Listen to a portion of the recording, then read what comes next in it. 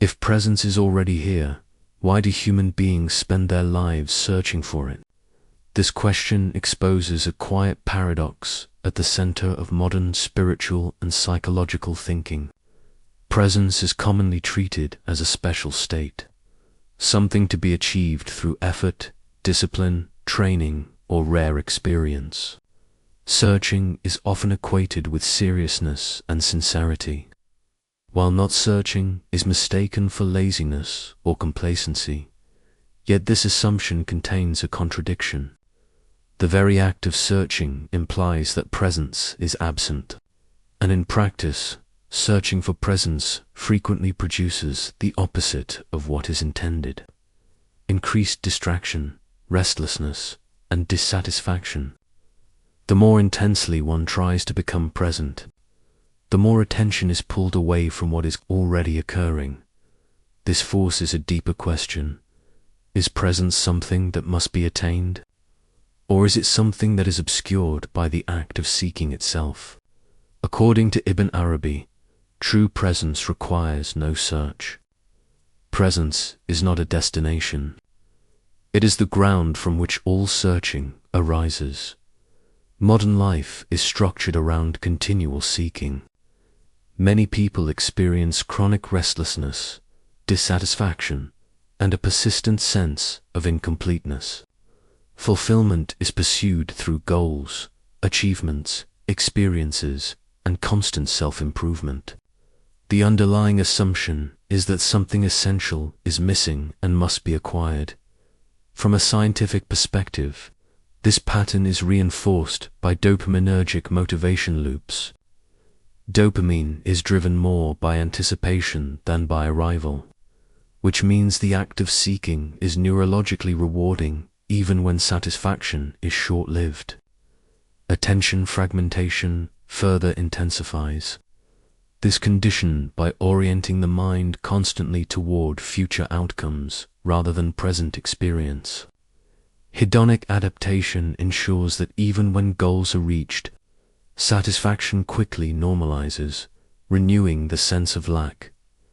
As a result, seeking becomes self-reinforcing. Presence is postponed into an imagined future state, after success, after insight, after improvement. Anxiety, burnout, and chronic disconnection follow. The present moment is no longer lived directly. It is used instrumentally as a means to something else. Ibn Arabi challenges this entire structure by questioning the assumption that presence is something to be found. Ibn Arabi approaches presence not as a psychological technique, but as an ontological fact.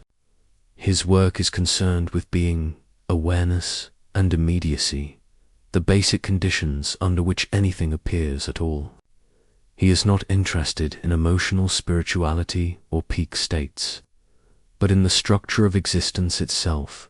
His central claim is direct. Presence is identical with being. It is not something added to experience, nor something produced by effort. Everything that is sought, peace, meaning, understanding, appears within presence. Presence itself, however, never appears as an object. This marks a sharp contrast with modern assumptions. Contemporary thought often treats presence as a mental state that comes and goes. Ibn Arabi treats presence as the ground in which all mental states occur. Searching, thinking, doubting, and desiring all happen within presence. Therefore, presence cannot logically be the object of a search. The act of searching already presupposes it. One of Ibn Arabi's most important distinctions is between attention and presence. Attention moves. Presence does not. Attention shifts from one object to another, a sound, a thought, a sensation. Presence is what allows those shifts to be noticed. You can attend to objects, thoughts, or emotions. You cannot attend to presence as if it were another object. In cognitive science, this is described as the difference between focal attention and background awareness.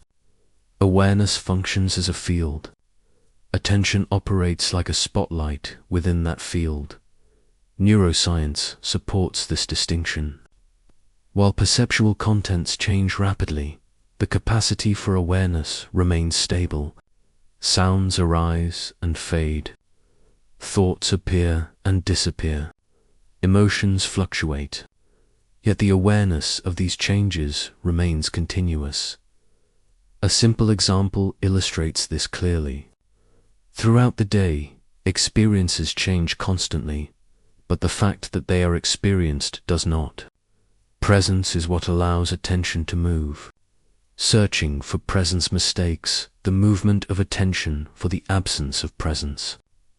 What is actually happening is not a loss of presence, but a shift of focus within it. The central error in seeking presence lies in an assumed separation. Seeking implies that the seeker is here and presence is somewhere else. Ibn Arabi insists that this separation is conceptual, not real. From a psychological perspective, goal-directed cognition suppresses present moment awareness.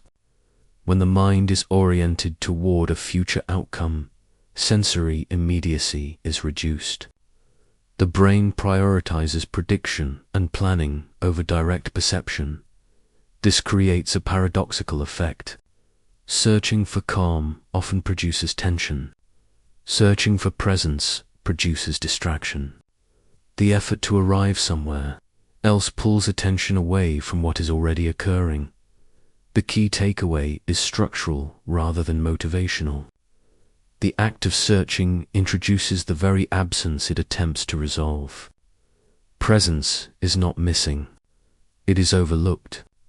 What obscures it is not distraction, but the assumption that it must be attained through effort. Another widespread misconception is that presence is a special or heightened experience. It is often associated with peak states, mystical moments, or intense clarity. Ibn Arabi directly rejects this equation. Experiences come and go. Presence does not. Psychology distinguishes between states and traits. Emotional states fluctuate. Cognitive states shift. Presence is not a state among others. It is the condition in which all states appear. Neuroscience reinforces this distinction by showing that neural patterns associated with specific experiences are transient, while the capacity for awareness remains stable. An ordinary moment is no less present than an extraordinary one. What changes is not presence, but attention and interpretation. This corrects a subtle error. Presence does not intensify or weaken. Only attention fluctuates.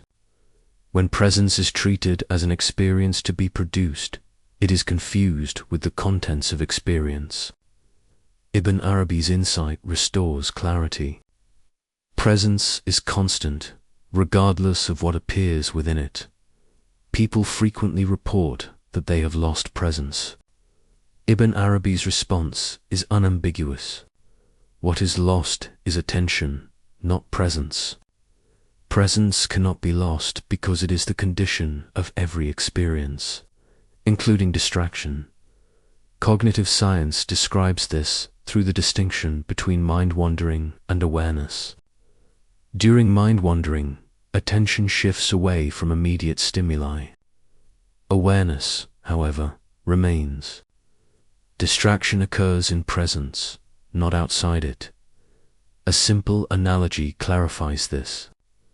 Forgetting something does not eliminate consciousness. Confusion does not remove awareness. Even moments of disorientation are experienced. Presence remains invariant throughout. The insight is precise. Presence is not something that comes and goes. It is what allows coming and going to be noticed at all. Claiming to lose presence is a misinterpretation of attentional fluctuation, not a loss of awareness itself. This leads to a deeper philosophical paradox. Why is the most immediate reality the hardest to recognize? Ibn Arabi explains that what is closest cannot be objectified. Presence is too immediate to be seen as an object. Cognitive science refers to this as the transparency of awareness. You see objects through awareness, but awareness itself is transparent. It does not present itself as a thing among things.